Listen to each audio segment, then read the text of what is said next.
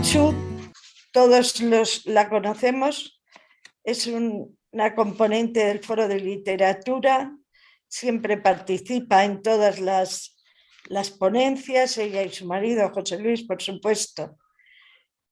Nos va a hablar hoy sobre la sátira a través de los tiempos. Me gusta el título y me gusta todo cómo se va a desarrollar, porque nos va a hacer como... Va a hablar sobre su origen, las clases de sátira, historia, Egipto, Grecia, Roma, Edad Moderna, Europa, etc. Marichu es natural de Madrid y desde hace 20 años reside en El Escorial, casada y madre de 5 hijos, 3 nietas. Secretariado Internacional, idiomas francés e inglés. Comenzó su vida laboral como administrativa en Seguros Orión, administrativa en financiera con Firsa, dependiente de Mafre, administrativa Notaisa, funcionaria de carrera del Ministerio de Asuntos Exteriores durante 40 años. Los últimos 18 destinada en la vicepresidencia del Comité Permanente Hispano Norteamericano, donde se jubiló, condecorada con el lazo de Isabel la Católica.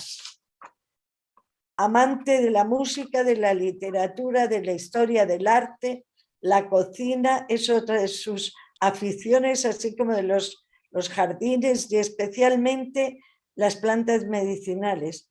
Coleccionista y sobre todo curiosa con la vida en cualquiera de sus facetas. Vamos a escucharla en la sátira en la literatura. Adelante, Marichu, cielo. Muchas gracias por tenerte con nosotros como conferenciante. Pues muy buenas tardes. Y lo primero, pues efectivamente el tener en nuestro recuerdo a Luis Serrano, al que me permitiréis que le dedique la conferencia sobre la sátira. De nuevo en este foro de literatura, hoy por cierto con fecha curiosa, Capicúa, 22 del 2 del 22. ¡Ay, cuánto patito! Pues traigo un tema, creo yo, que interesante, la sátira en la literatura. Viajaremos y recorreremos el mundo antiguo, desde Egipto a Roma. Pasearemos por Europa. Y en Europa, Francia, Italia, Inglaterra, Rusia. Nos detendremos un poco más en España y cruzaremos el charco brevemente y volveremos de nuevo al viejo mundo. Advierto que se quedan muchas cosas en el tintero, soy consciente de ello, pero el tiempo limitado no da para más. Definiré primero el concepto de sátira. Etimológicamente, la palabra sátira proviene del latín lans satura, significa macedonia o platillo de primicias compuesto de varios tipos de frutas. En origen, el término satura se aplicaba a las celebraciones y ofrendas a la diosa Ceres, con acompañamiento de cantos y escenas jocosas. El giro hacia una poesía de carácter dramático, a pesar de las danzas lúdicas y escenas cómicas, provendría, según Tito Livio, de su escenificación durante un periodo de peste. Sinónimos de sátira son diatriba, burla, sarcasmo. ¿Qué es la sátira? Es un género literario que tiene la finalidad de criticar y de ridiculizar a una persona o buscar el burlarse de determinadas situaciones en tono sarcástico. Sin embargo, tiene muchas similitudes con la poesía griega iámbica. Esta es de tipo invectivo. Por contra, la sátira latina es principalmente moral y educativa. La sátira puede estar escrita en verso o en prosa. Produce risas y divertimento. Para ello utiliza la ironía, la parodia, el sarcasmo, la exageración y la comedia para enviar un mensaje de crítica. Expone las locuras y vicios, retrata a personas o acontecimientos de la actualidad. Los personajes o hechos son siempre reconocibles. Como he dicho, es un subgénero de la comedia. Y definiré, antes de comenzar, lo que es comedia. Es una obra dramática, humorística y ligera. Se divide en comedia alta y comedia baja. La baja solo produce risas. En cambio, la alta refleja una crítica social, la sátira. No pretende cambiar el mundo que describe, sino que a través del satírico denuncia la ignorancia, la estupidez y la depravación. Su objetivo es proporcionar la corrección de los vicios,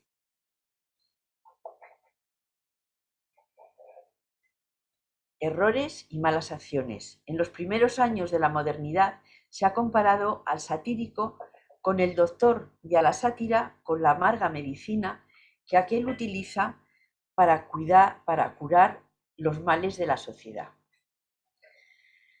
Dependiendo de cómo está escrita, hay 4 clases de sátira. La sátira en verso, que evidentemente está escrita en verso totalmente y trata temas cotidianos. La sátira menipea recibe este nombre por el filósofo y escritor griego Menipo de Gádara. Escrito en prosa, tiene la longitud y la estructura de una novela. Ataca actitudes mentales como la pedantería o la intolerancia, en lugar de al individuo específico. Ataca a personajes del momento. Sátira formal. Es una sátira directa. El narrador va al meollo, directo y sin filtro. La sátira informal. Es la sátira de las obras teatrales, con una crítica más sutil. Los personajes, por medio de sus diálogos, van creando aquella. Aquí en la pantalla tenemos un mosaico romano. Son unos músicos callejeros en Pompeya. Pues bien, vamos ahora al origen y a la historia de la sátira. El origen de la sátira se encuentra en el Antiguo Egipto. Se trata de un texto sapencial, la conocida como sátira de los oficios. Se ha conservado en copias de las dinastías decimoctava, que tuvo lugar de 1539 a 1292 a.C., y la dinastía decimonovena, de 1292 a 1191 a.C. Se trata del papiro Salier II. Este documento se encuentra en el British Museum de Londres. Los textos de corte satírico en los que los escribas se permitían, a guisa de broma, exponer ciertas realidades son conocidos en Egipto y Mesopotamia. Un ejemplo es el papiro Anastasi. Primero, también está en el British Museum de Londres. En el papiro Salier II nos cuenta esta es la historia de Dua Geti. Era un escriba, que acompaña a su hijo Pepi a la escuela de administración real, donde el chico recibirá una magnífica educación que lo convertirá en escriba. Pero el muchacho no está por la labor. ¿Qué ocurre? Su padre se da cuenta y entonces le va relatando de manera satírica los inconvenientes y miserias de cada oficio. Y aquí, como Carmen Mayans nos dice lo siguiente en las curiosidades del antiguo Egipto. Hace más de 4000 años, un hombre llamado Dua Geti acompaña a su hijo Pepi a la escuela de administración real. Durante el camino, el padre, consciente y que no tiene muchas ganas de entrar en la escuela, intentará hacerle ver las ventajas de la profesión de escriba sobre las demás, todo ello en un tono satírico no exento de humor. Entonces le dice: ¿has visto al herrero? Mira, voy a hacer que ames los escritos más que a tu madre. Voy a presentar sus bondades ante ti, porque nada hay mejor que los libros. Son como un barco en el agua. Es más grande que cualquier otra función. No existe en la tierra su igual. Dua Geti ensalza de este modo ante su reticente hijo las maravillas de ser escriba. Y entonces empieza a decirle los inconvenientes de los otros oficios manuales. Dice: he visto el herrero en su trabajo, a la boca de su horno. Sus dedos son como garras de cocodrilo y apesta más que las huevas de pescado. El niño no puede evitar un gesto de disgusto, pero su padre continúa describiéndole la dureza de los demás oficios. El barbero está afeitando hasta el final de la tarde. Tiene que ir de calle en calle buscando a alguien a quien afeitar. El alfarero ya está bajo tierra, aunque aún esté entre los vivos. Escarba en el lodo más que los cerdos para cocer sus cacharros. Sus vestidos están tiesos de barro. Su cinturón está hecho jirones. El aire que entra en su nariz sale derecho del horno. El joven Pepi mira a su padre sin estar aún muy convencido, y su padre continúa con la retahíla de diatribas contra toda profesión que no sea la de escriba. Te hablaré también del albañil. Sus lomos son un castigo, su taparrabos es una cuerda entrelazada y un cordel en su trasero. Sus brazos están agotados por el esfuerzo, habiendo mezclado todo tipo de suciedad. Pero, ¿y las profesiones que parecen muchas más agradecidas, como jardinero, cazador o pescador? Pepi cree que pueden ser más interesantes, pero su padre va a desengañarlo. Le dice: hablaré del pescador, es más miserable que ninguna otra profesión, trabaja en el río, mezclado con los cocodrilos. Cuando llega el momento del recuento de capturas, entonces se pone a quejar. Ya, padre, pero ¿y el jardinero?, pregunta Pepi. Estar todo el día rodeado de árboles y plantas debe ser realmente hermoso. Nada más lejos de la realidad, ya que el jardinero soporta un yugo. Sus hombros están combados como por la vejez. Por la mañana riega las plantas. Pasa la tarde atendiendo a los vegetales, mientras que al mediodía se afana en el huerto. Él mismo trabaja hasta que muere, más que en cualquier otra profesión. Al final, más conforme con su porvenir, Pepi escuchará de su padre una serie de consejos sobre cómo debe proceder para tener éxito en la vida. Si conoces la escritura, te irá mejor que en las profesiones que te he presentado. Si marchas tras los magistrados, ve a la distancia correcta. Si entras y el señor de la casa está ocupado, siéntate con tu mano en tu boca. Guárdate de apresurarte a la mesa.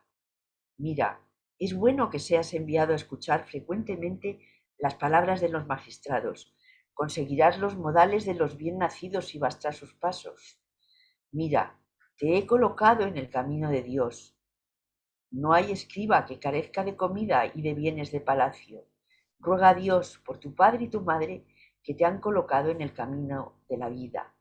Atiende a estos consejos que he puesto ante ti, tus hijos y sus hijos.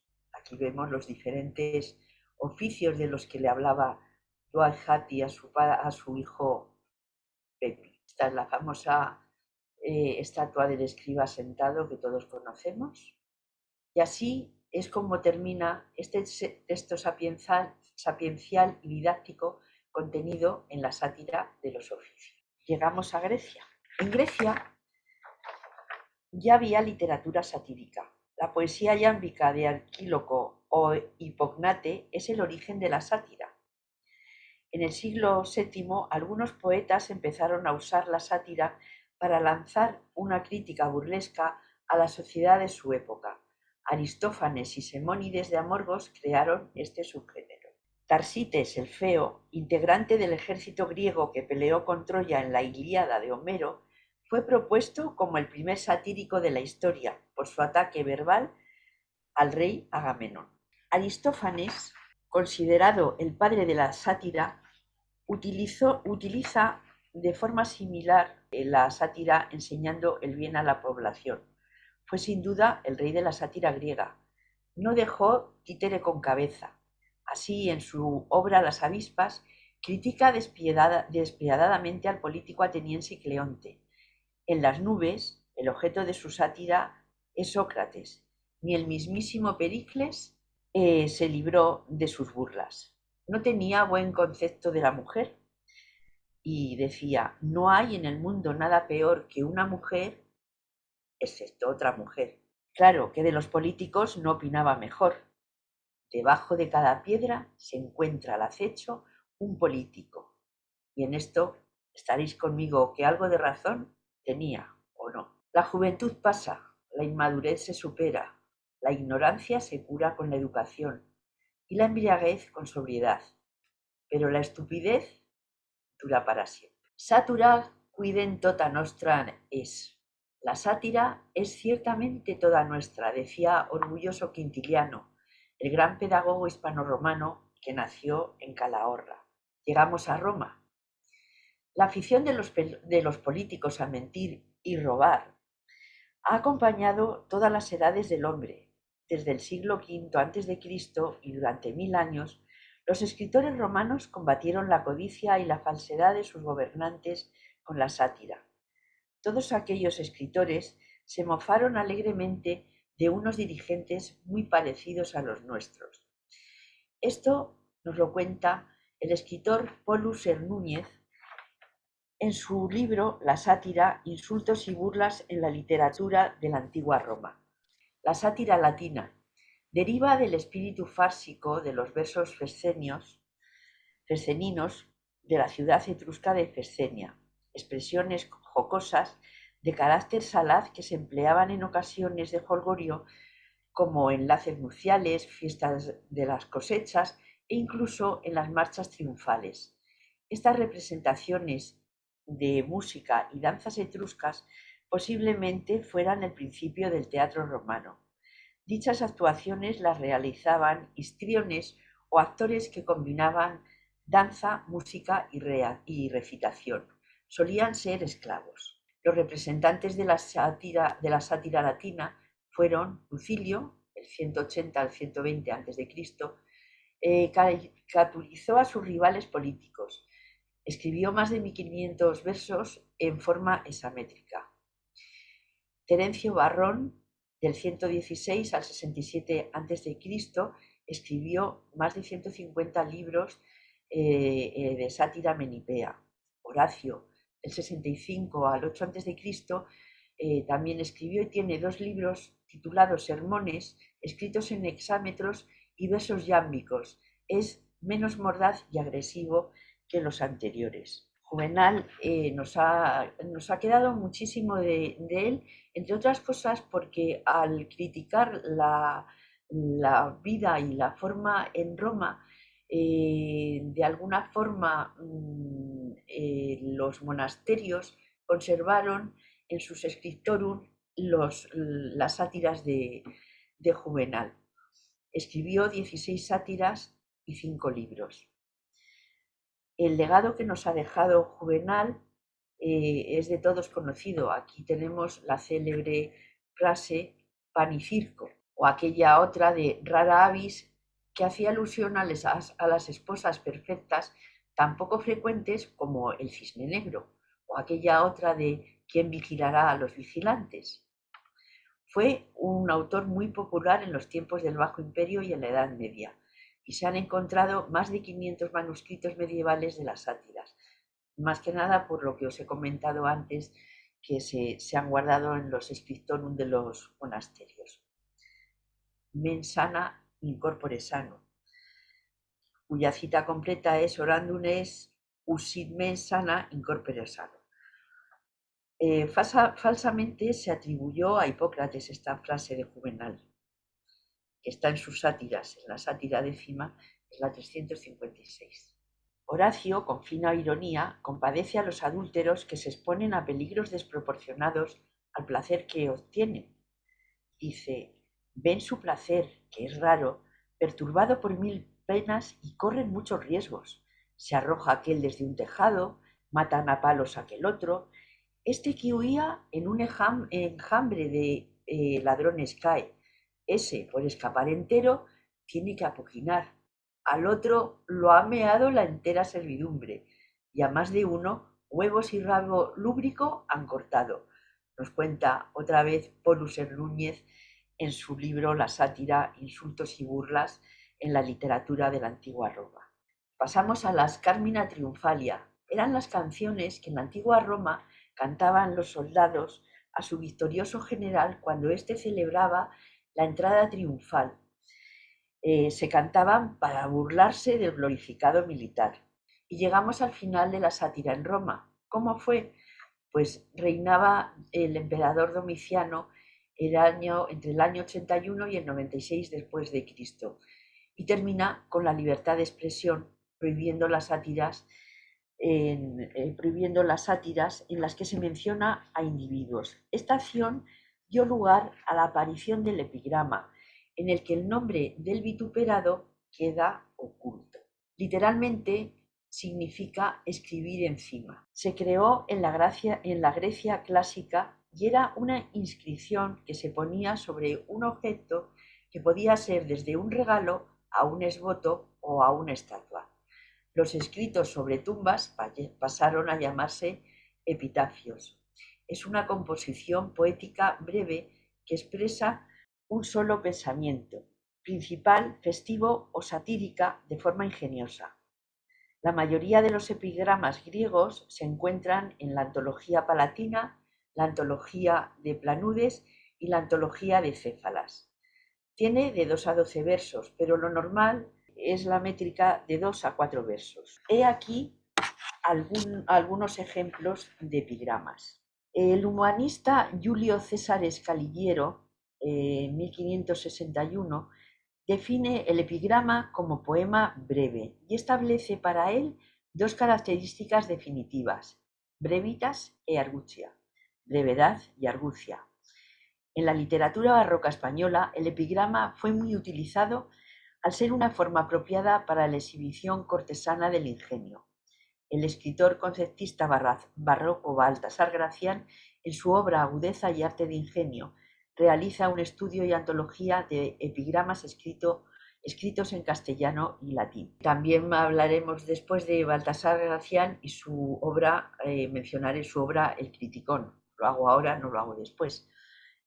También el jesuita Josep Morell, en poesías selectas de varios autores latinos, Tarragona, 1684, hizo una excelente antología.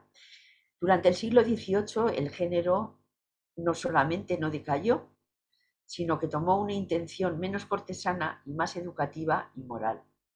Autores de la Ilustración como León de Arroyal compusieron libros de epigramas y lo definieron como un juego artificioso de voces, con que suelen cubrir un concepto, las más veces popular, terminando un pensamiento al parecer ordinario con una agudeza picante, activa y espirituosa. Por otra parte, y siempre según el prólogo de Arroyal a sus epigramas, la belleza del epigrama consistiría en 2 virtudes fundamentales. La una es un cierto retorno o juego de voces que deleiten el oído, y la otra, que es la más principal, la brevedad, novedad, agudeza o elevación del pensamiento que sorprenda gustosamente el ánimo.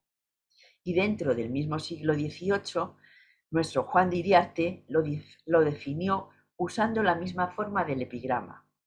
A la abeja semejante para que cause placer, el epigrama ha de ser pequeño, dulce y punzante.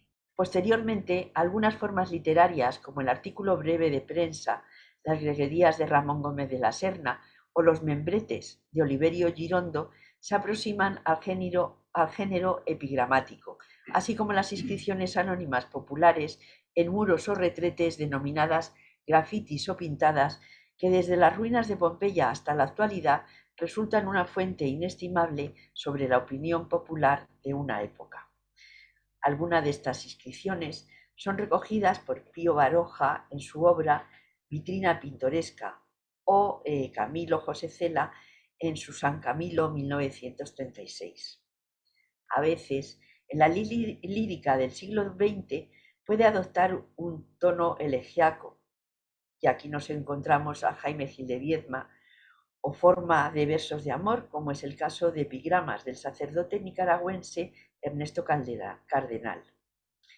Federico Carlos Sainz de Robles compuso además una historia del epigrama español en el epigrama español del siglo I al siglo XX, Madrid, 1946. En otras naciones, el epigrama fue cultivado con extraordinario acierto. En el Reino Unido sobresalen John Donne, Jonathan Swift, Alexander Pope, creador en el siglo XVIII de una forma de pareado epigramático, y Oscar Wilde. En Francia destaca especialmente Nicolas Boileau. En Alemania, Lessing. El epigrama también se encuentra en literaturas no occidentales como la china y japonesa. En esta última puede decirse que el epigrama se encuentra emparentado con la forma poética conocida como haiku. Puede aplicarse el término a cualquier aforismo o dicho más o menos sentencioso e incluso hasta a cierto tipo de narración hiperbreve. Pues vamos a ver unos ejemplos de epigramas.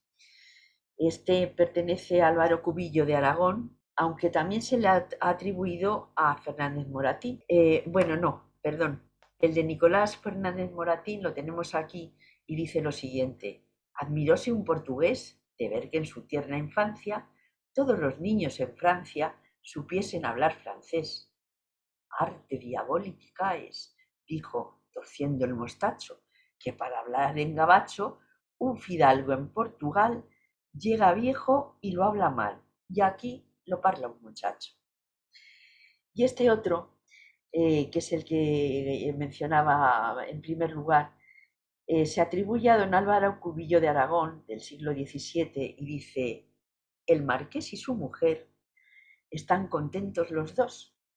Ella se fue a ver a Dios y a él le vino Dios a ver, como vemos aquí en el estupendo dibujo de Mingote. Este otro dice: de vida beata.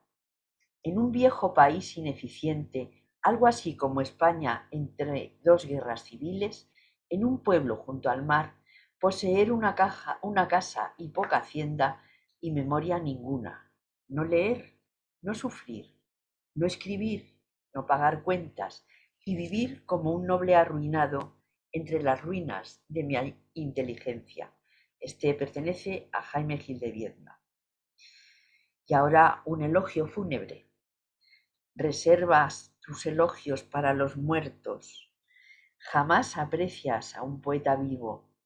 Discúlpame, prefiero seguir viviendo a tener tu alabanza. Esto nos contaba Marcial en el siglo I.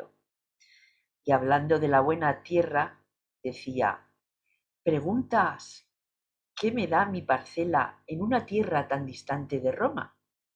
Da una cosecha que no tiene precio, el placer de no verte. Y ahora pasamos al otro lado del charco y tenemos al mexicano Salvador Novo, que nos deleita con este epigrama dedicado a doña Margarita Maza de Juárez, esposa del benemérito de las Américas, don Benito Juárez García. Dice así: tuvo suerte Margarita como persona interpósita, pues Juárez la encontró espósita, pero la volvió esposita. La sátira es el arma más eficaz contra el poderío.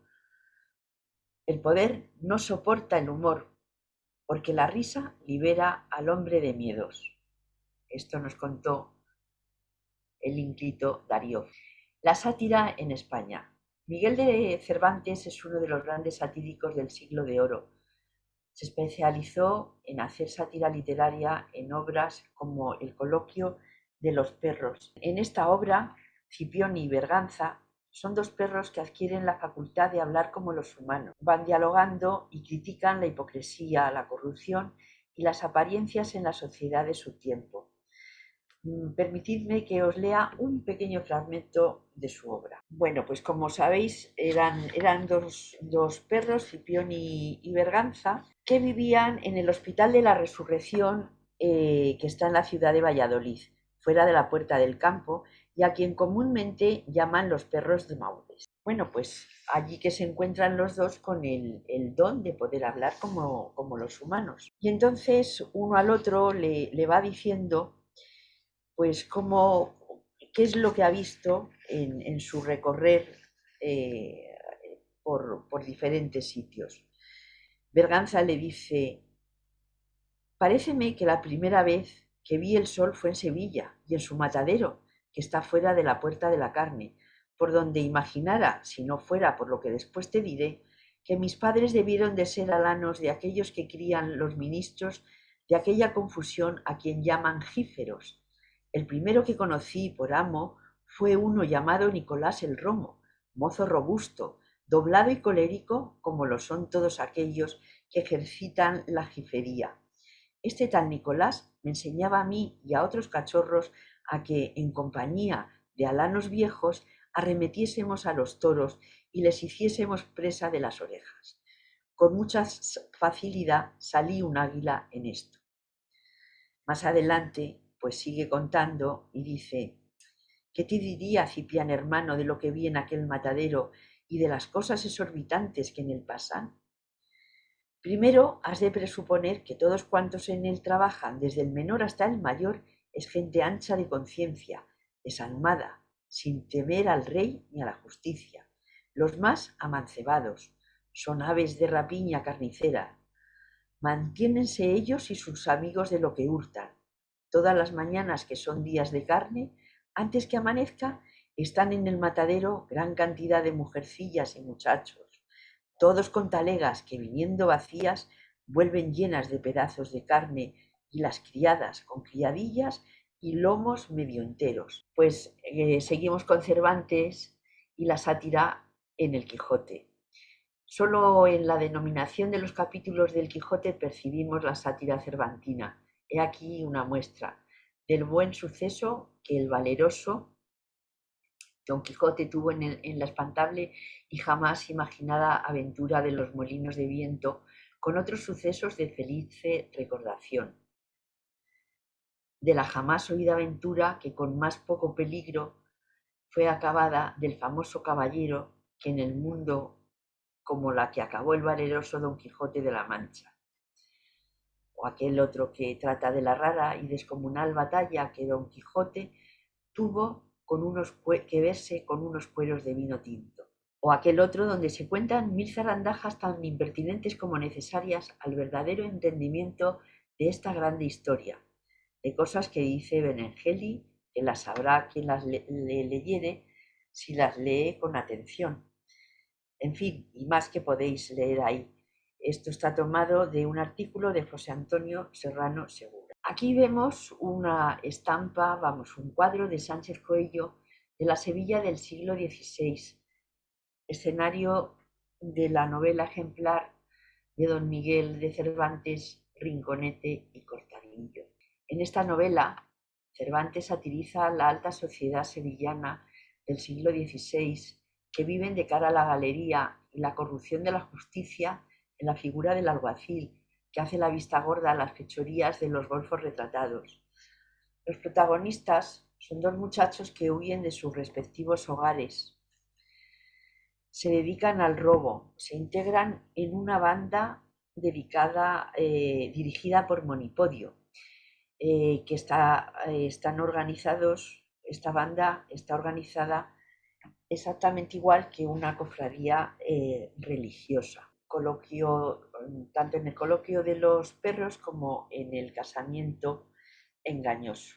En La tía fingida, que es otra obra de Cervantes, empieza así: pasando por cierta calle de Salamanca, dos estudiantes manchegos y mancebos, más amigos del baldeo y rodancho, o sea, del florete y el broquel, que de Bártulo y Baldo, vieron en la ventana de una casa y tienda de carne, no eran una carnicería precisamente como podéis pensar, sino una casa donde solían vivir las mujeres públicas. Pues vieron la ventana de una casa y tienda de carne una celosía, y pareciéndoles novedad, porque la gente de tal casa, si no se descubría y apregonaba, no se vendía, Queriéndose informar del caso, deparóle su diligencia un oficial vecino, parece en medio, el cual les dijo: «Señores, habrá 8 días que vive en esta casa una señora forastera, medio beata y de mucha austeridad. Tiene consigo una doncella de extremado parecer y brío, que dicen ser su sobrina. Sale con un escudero y 2 dueñas, y según he juzgado, es gente granada y de gran recogimiento. Hasta ahora no he visto entrar persona alguna de la ciudad, ni de fuera a visitallas, ni sabré decir de dónde vinieron a Salamanca, mas lo que sé es que la moza es hermosa y honesta, al parecer, y que el fausto y autoridad de la tía no es de gente pobre». En fin, pues este era la tía fingida, y os podéis figurar pues las aventuras que le ocurren. En el retablo de las maravillas también sigue Cervantes con su sátira de la sociedad. Pero si hay una obra satírica por antonomasia y excelencia, es el Lazarillo de Tormes. Es anónimo, pero ha habido mucha polémica con la autoría. Tanto es así que Federico Sainz de Robles hace un estudio y piensa que puede ser de otros autores. Pero en fin, lo dejaremos en que es anónima, que es como nos lo conocemos de hecho. El Lazarillo de Tormes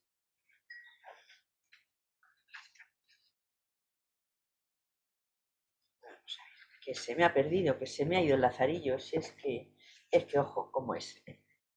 Bueno, pues el Lazarillo de Tormes, que ya lo tengo aquí en la mano, os cuento cómo comienza a explicarnos por qué se llama así. Dice: «Pues sepa vuestra majestad, ante todas cosas, que a mí llaman Lázaro de Tormes, hijo de Tomé González y de Antona Pérez, naturales de Tejares, aldea de Salamanca. Mi nacimiento fue dentro del río Tormes, por la cual causa tomé el sobrenombre, y fue de esta manera. Mi padre, que Dios perdone, tenía cargo de proveer una molienda de una aceña que está a ribera de aquel río, en la cual fue molinero más de 15 años, y estando mi madre una noche en la aceña preñada de mí, tomóle el parto y parióme allí, de manera que con verdad me puedo decir nacido en el río». Sigue explicando y dice: «Pues siendo yo niño de 8 años, achacaron a mi padre ciertas sangrías mal hechas en los costales de los que allí a moler venían, por lo cual fue preso, y confesó y no negó, y padeció persecución por justicia. Espero en Dios que está en la gloria, pues el Evangelio los llama bienaventurados. En este tiempo se hizo cierta armada contra moros, entre los cuales fue mi padre, que a la sazón estaba desterrado por el desastre ya dicho, con cargo de acemilero de un caballero que allá fue, y con su señor como leal criado feneció su vida. Mi viuda madre, como sin marido y sin abrigo se viese, determinó arrimarse a los buenos por ser uno de ellos, y vínose a vivir a la ciudad, y alquiló una casilla. Y metíase a guisar de comer a ciertos estudiantes y lavaba la ropa a ciertos mozos de caballos del comendador de la Magdalena. De manera que fue frecuentando las caballerizas. Ella y un hombre moreno, de aquellos que las bestias curaban, vinieron en conocimiento. Algunas veces se venía a nuestra casa y se iba a la mañana.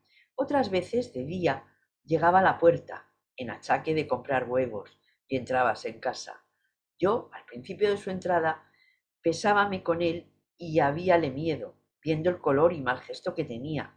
mas de que vi que con su venida mejoraba el comer, fuile queriendo bien, porque siempre traía pan, pedazos de carne y en el invierno leños, a que nos calentábamos. De manera que continuando la posada y conversación, mi madre vino a darme un negrito muy bonito, el cual yo brincaba y ayudaba a calentar.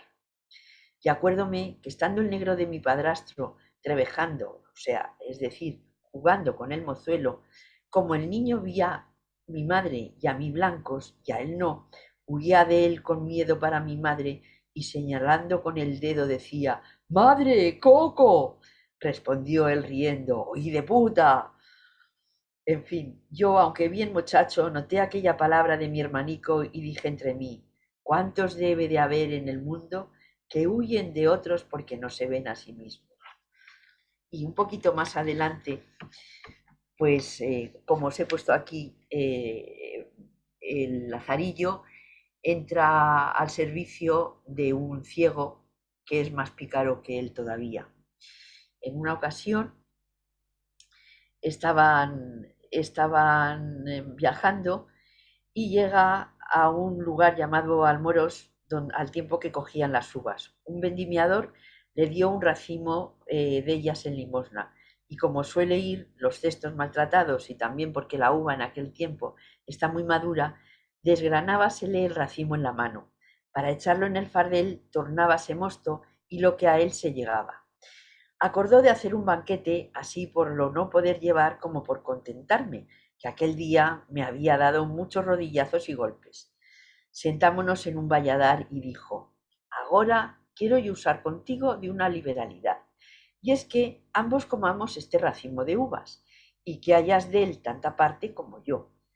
Partillo hemos de esta manera: tú picarás una vez y yo otra, con tal que me prometas no tomar cada vez más de una uva. Yo haré lo mismo hasta que lo acabemos, y de esta suerte no habrá engaño». Hecho así el concierto, comenzamos. Mas luego, al segundo lance, el traidor mudó propósito y comenzó a tomar de dos en dos, considerando que yo debería hacer lo mismo. Como vi que él quebraba la postura, no me contenté ir a la par con él. Más aún, pasaba adelante, 2 a 2 y 3 a 3, y como podía, las comía. Acabado el racimo, estuvo un poco con el escobajo en la mano, y meneando la cabeza dijo: «Lázaro, engañado me has. Juraré yo a Dios que has tú comido las uvas 3 a 3». «No comí», dije yo. «Mas, ¿por qué sospecháis eso?», respondió el sagacísimo viejo. «¿Sabes en qué veo que las comiste 3 a 3? En que comía yo 2 a 2 y callabas». Pero ahora llegamos, bueno, a dos astros, Góngora y Quevedo. Y es que Góngora y Quevedo mantuvieron una guerra toda su vida. Aquí los vemos luchando a brazo partido. ¿Cómo no? Os voy a recitar la conocidísima poesía que dedicó Quevedo a Góngora, a una nariz. Es un soneto. Érase un hombre a una nariz pegado, érase una nariz superlativa, érase una nariz sayón y escriba, érase un peje espada muy barbado, era un reloj de sol mal encarado, érase una alquitara pensativa, érase un elefante boca arriba, era Ovidio Nasón más narizado, érase un espolón de una galera, érase una pirámide de Egipto, las 12 tribus de narices era. Érase un naricísimo infinito, muchísimo nariz, nariz tan fiera que en la cara de Anás fuera delito. Y claro, ¿qué pasaba? Pues que resulta que si Góngora tenía esa hermosa nariz, Quevedo, ¿qué le ocurría? Pues que era totalmente zampo. Y entonces Góngora le dedica pues este otro soneto. Anacreonte español, no hay quien os tope, que no diga con mucha cortesía, que ya que vuestros pies son de lejía, que vuestras suavidades son de arrope. No imitaréis al terenciano Lope, que al de Belerofonte cada día, sobre zuecos de cómica poesía, ¿Se calza espuelas y le da un galope? Con cuidado especial vuestros anteojos dicen que quieren traducir al griego, no habiéndolos mirado vuestros ojos. Prestádselos un rato a mi ojo ciego, porque a la luz saque ciertos versos flojos y entenderéis cualquier gregüesco luego. Y bueno, pues aquí llega otra vez Quevedo con esta cosa tan divertida. Yo te untaré mis obras con tocino, porque no me las muerdas, gongorilla, perro de los ingenios de Castilla, tostompullas, cual mozo de camino, apenas hombre, sacerdote indino, que aprendiste sin Cristus la cartilla, socarrero de Córdoba y Sevilla, y en la corte bufona lo divino. ¿Por qué censuras tú la lengua griega, siendo solo rabí de la judía, cosa que tu nariz aún no lo niega? No escribas versos más, por vida mía, aunque aquesto de escribas se te pega, por tener de sayón la rebeldía. Y seguimos con nuestros estupendos y magníficos escritores y pasamos a Lope de Rueda, que está considerado el precursor del teatro en el siglo de oro. Fue uno de los primeros actores profesionales españoles. Dramaturgo, escribió comedias, farsos y pasos o entremeses. Entre su numerosa obra destacaremos el entremés Las aceitunas. Y aquí está Baltasar Gracián, que escribió El Criticón y que lo pasó muy mal porque le castigaron sus frailes superiores por escribir estas cosas. Pero bueno, él consiguió burlar de alguna manera y siguió escribiendo, aunque estuvo preso incluso. Y pasamos al entremés. El entremés es una composición dramática, jocosa, de corte popular y realista. Es un género teatral y es un vehículo de sátiras. Son obras cortas que se representaban en el intermedio de una obra teatral. El ridículo, que mueve a risa, así como el mimo y la invectiva, son esenciales en el entremés. Había veces que se representaba al final de la obra y alguna vez al principio, siendo así que servía para abrir boca. En este caso, la sátira es llamada matraca o apodos. Nuestro siglo de oro es un filón en el género, como he puesto antes el ejemplo del retablo de las maravillas de Cervantes. Don Ramón de la Cruz también escribió, aquí están las obras satíricas de Ramón de la Cruz, el Petimetre, la derrota de los pedantes, que pertenece a Moratín, y Valle Inclán, que escribió la sátira de Valle Inclán en el retablo de la avaricia, la lujuria y la muerte. Las sátiras de Valle Inclán están conocidas, los esperpentos. Esos son las sátiras de Valle Inclán.